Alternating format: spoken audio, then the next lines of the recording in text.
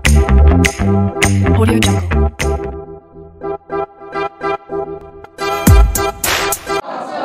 Саламатсыздар оқушылар, ең алдымен орындарыңа отырмас, мына жерге өздеріңе ұнаған кескіндерді алсыңдар.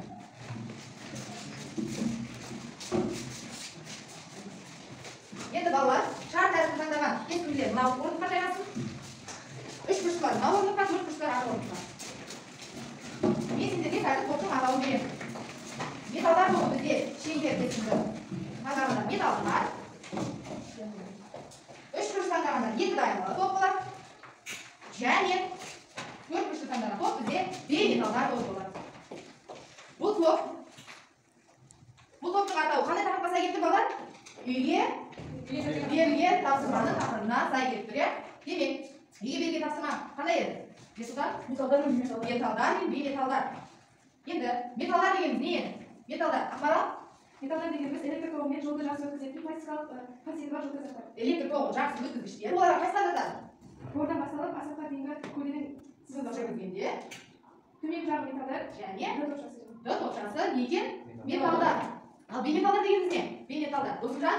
Бейметалдар дегеніміз атом массасы радиусты кішкентай болып келеді. Атом радиусы болып келеді. Бордан асапқа шейін көлденең жүргізгенде кезде жоғарғы жағы бейметалдар мен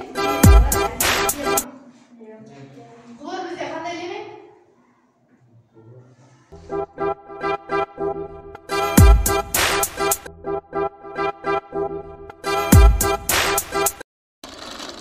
Бейметалдардың арасындағы әрекеттесуді не себепті ковалентті байланыс деп атаймыз балалар? Себебі олардың электр теңестіліктері бірдей болғандықтан ковалентті байланыс деп атаймыз. Электр теңестілігі әртүрлі болса балалар, оны ковалентті полюссіз байланыс деп атаймыз. Электр теңестілігі дегеніміз бұл қосылыстағы атомның өзіне электронды тарту қабілеті. Ол қалай өзіне тарту қабілеті? Мысалы, жазайық. Жаңағы бізде сутек пен тордың арасындағы байланысты жазайық. Сутектің бізде электр теңестілігін көрсететін шама кестені ашайық. Ашыңдаршы сендердің кітаптарыңызға. Полюс. Өйткені оның енді бұл бізде қай байланысқа жатады? Полюсті ма, полюссіз байланысқа ма? Полюссіз. Қай топ дайын? Маған шапалақпен белгі беріңдер. Барлық топ дайын екен. Бірінші металдар тобынан бастайық. Парақтарымды алып, әжеге іліп, қорғай беріңдер. Одан жұмысымыз ілінді. Енді балалар, осы жұмысты кім қорғайды? Әр топтан екі оқушы шығып қорғасын. Қай топтан бастаймыз? Металдардан теңдер. Сендердікі қайсы еді? Біздікі йод, Йод және H2S. Айта беріңіз. Йод полюссіз ковалентті, оның сыртқы элементтері, сыртқы электрондары жетеу. Дұрыс. коваленттілігі полюссіз. Себебі оның электр теңестілігі бірдей. Атомдар да бірдей.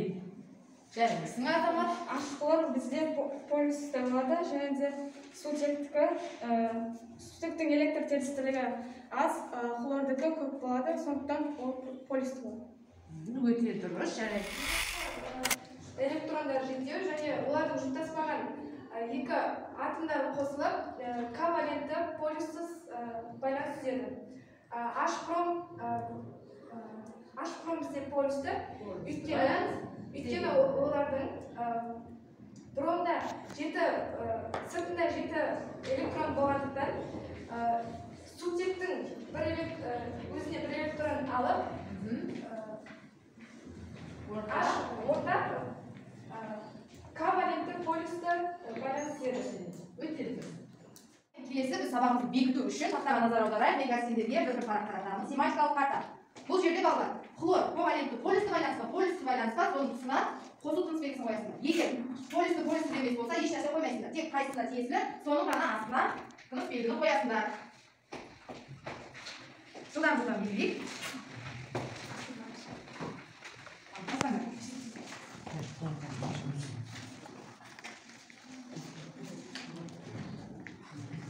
Бірінші химиялық процесс бізде хлор атомы. Хлор атомы. Хлор негізі.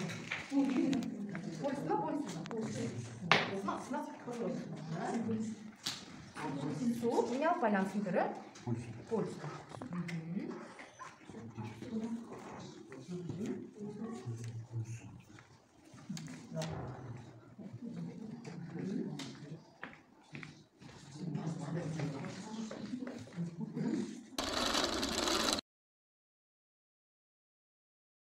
Бекіту тапсырмамызға кім дайын? Қайда дайын?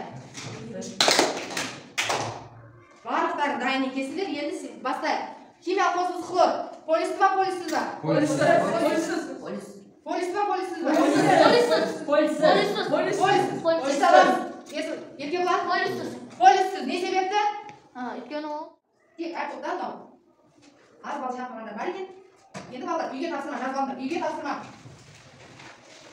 123 беттегі сот оқша тапсырмасын үйде орындап келеміз.